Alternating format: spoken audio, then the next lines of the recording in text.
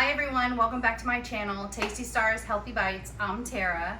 Today I want to say thank you to everyone in my subscribers because I reached my goal initially for 50 subscribers. Thank you so much. I appreciate everybody. Now today I'm going to show you how to make an almond pizza crust. So our ingredients for this pizza crust, of course, our main ingredient is 1.5 cups of almond flour, which I already have put in here.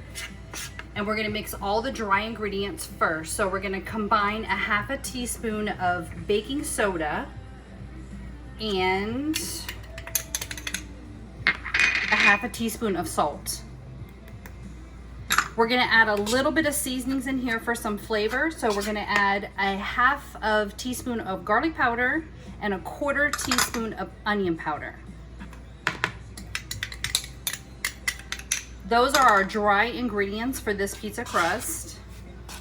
And then what we're gonna do now is combine the wet ingredients just like you would a normal pizza dough. You're gonna make like a little well here.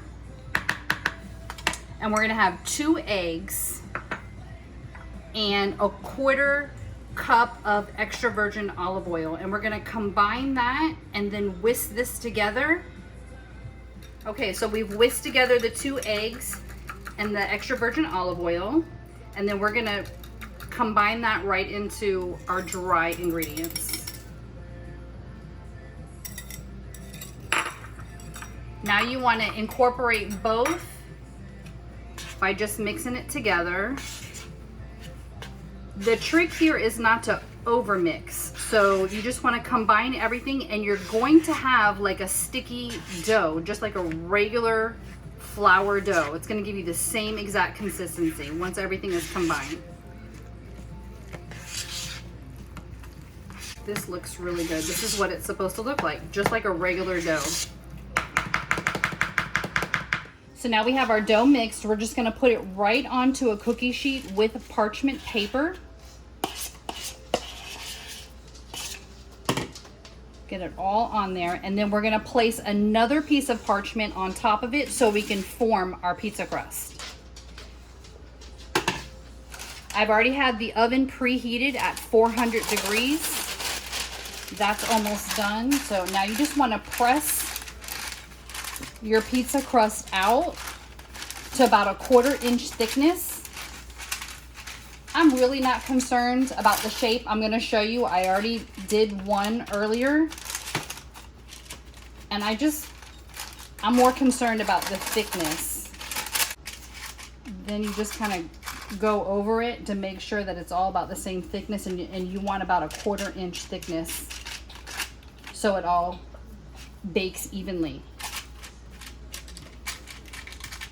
Now, just for a little extra flavor, because we're gonna do a pizza, I want to sprinkle a little bit of oregano on top of it to give it that extra pizza flavor.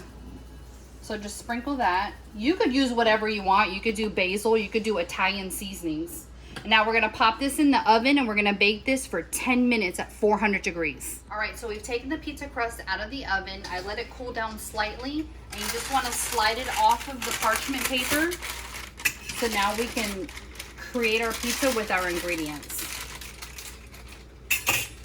They look great. You see, and this is the one that I did a little bit earlier. Funny little shapes, but it does not matter. Okay, so I want to talk about sauce for a second. It is so hard to find a sauce that has no sugar. So I found this Rayo's homemade pizza sauce, and it does contain 2 grams of sugar. And I was going crazy because I couldn't find a pizza sauce that doesn't have sugar. And then I went to Trader Joe's and I found this bruschetta topping, which is basically just the tomatoes, onions, and garlic, and it is absolutely 0 sugar. So if you want to do 0 sugar, you can do something like this, or you can do the pizza sauce with very low sugar in it. So we're just gonna put our pizza sauce right on top. And I want to show you the combination of just your regular ingredients, and then if you really want to do one super fresh.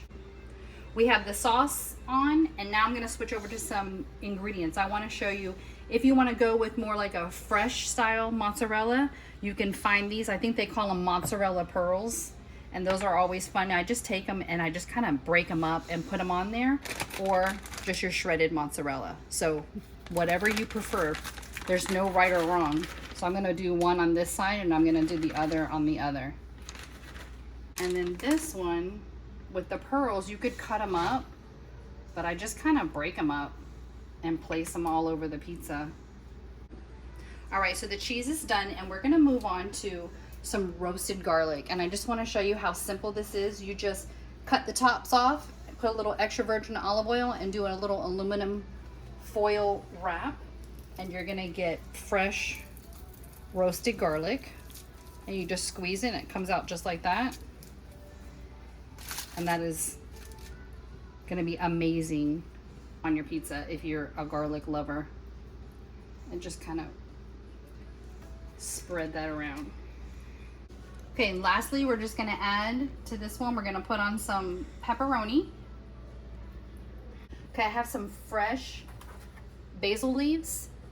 It gives it a real nice freshness. And I don't even cut them, I just tear them. I think they taste better that way. So I'm just tearing them and I'm just gonna spread them onto the pizza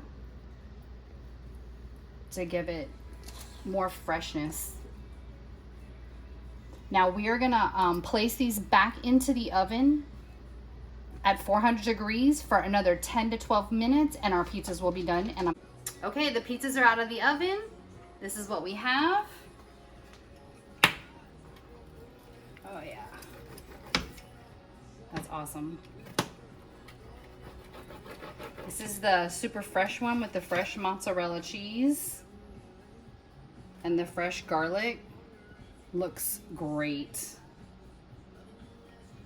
All right, let's give it a taste.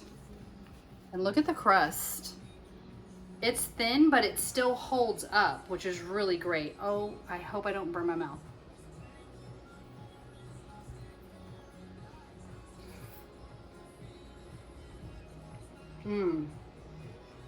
The fresh garlic on that is everything. You guys gotta try this. This is really good. And I'm not just saying that because it's mine, but who doesn't love pizza? Let me know what you think. And if you really enjoy it or you don't, like and subscribe and let me know. Everybody take care and I'll see you soon.